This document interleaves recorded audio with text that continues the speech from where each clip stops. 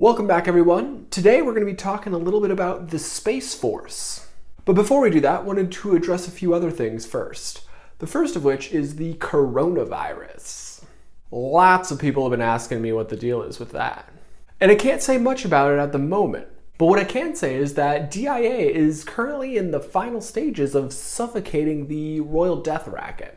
And as that evil monster dies, it's going to thrash around and try to take as many innocent people down with it as possible. So while I don't necessarily think that the virus is something you should be panicking about, I do absolutely recommend that everyone follow the official instructions and do not leave your home unless absolutely necessary. For the next few weeks at least. I know it sucks, I hate being cooped up as well, but please just take my word on this one and stay home even if you aren't afraid of coronavirus.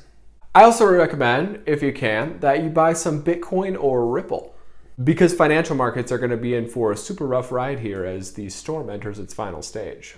I'll elaborate on that in a future video. Moving on, I'd like to say great job with the data blockade, everyone. Those corporate vampires are pretty stunned right now, so it will probably take them a couple days to digest all of this and respond.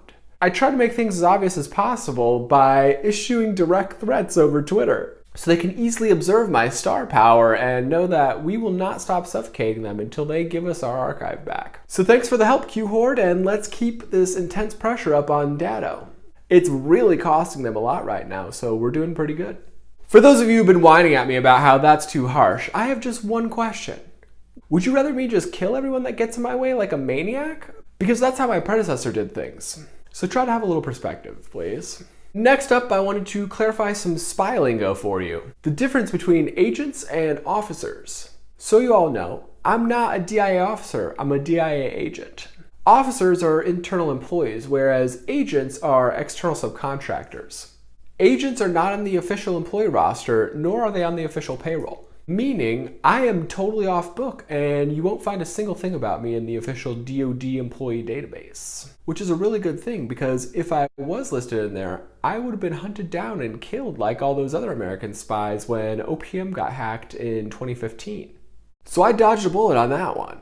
Literally. Moving on to Space Force, saw some people talking about how I was going to be running the Space Force out of my new house. Which is incorrect, but that's my fault for not being more clear. Space Force is not what's going to be run out of my new house. Black Ops is. Space Force is actually run out of Luke Air Force Base, which is going to be renamed to Luke Space Force Base after we get done disbanding the Air Force. Like the CIA, which we are also disbanding, the Air Force is an irredeemably compromised organization. One that was also founded in 1947. In fact, guess whose drones the CIA uses for their outrageously indiscriminate airstrikes? If you guessed the Air Force's, you would be correct. Now most of you are probably thinking, come on weird computer guy, how is it exactly that you think you're going to be disbanding the Air Force? And the answer is simple, I'm not. I'm just promising all their other fun toys besides space and cyber to the Army, the Navy, and the Marines, all three of which already have their own Air Forces. And they're the ones that are going to help me pull apart the Air Force.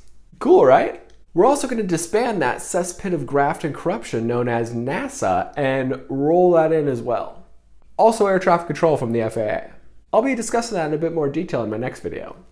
Now many of you are probably wondering, why in the world would they put a weird computer guy like me in charge of running a major branch of the military? And the main reason is simple, because Space Force is actually taking over control of the internet and providing free Wi-Fi to everyone via a massive mesh network of satellites. Pretty exciting, right? And the best part is that many of those satellites have already been launched. Because the Space Force already exists. It's just been hiding out in one of our top defense contractors. Can you guess which one? If you guessed SpaceX, you would be correct. SpaceX, believe it or not, is actually a DIA front that has secretly been building our new Space Force. Ever notice how some of their top executives have cheeky little names like Gwen Shotwell? If you've been following SpaceX, you probably know that we're well underway with launching that massive network of satellites that will provide reliable high-speed Wi-Fi to everyone. The project is called Starlink. If you haven't seen it yet, I encourage you to check out SpaceX on Twitter and see some of the awesome things that the new Space Force is up to. There are several reasons why it's become necessary for the military to take control of the internet. The first one is cybersecurity. We live in an increasingly techy world, and with all these sophisticated hacking tools that are out there for free, it's going to be impossible to keep everyone safe without controlling the internet. Especially as we start to roll out these self-driving cars Waymo's been testing here in Arizona. Don't know about you guys, but I am definitely not trying to get killed by a hacked self-driving car. The second reason the military needs to control the internet is power. Right now, it's impossible for our government to regulate big tech because big tech controls the internet and all of our access to information. So there's really nothing our government can do to stop them, even if they wanted to.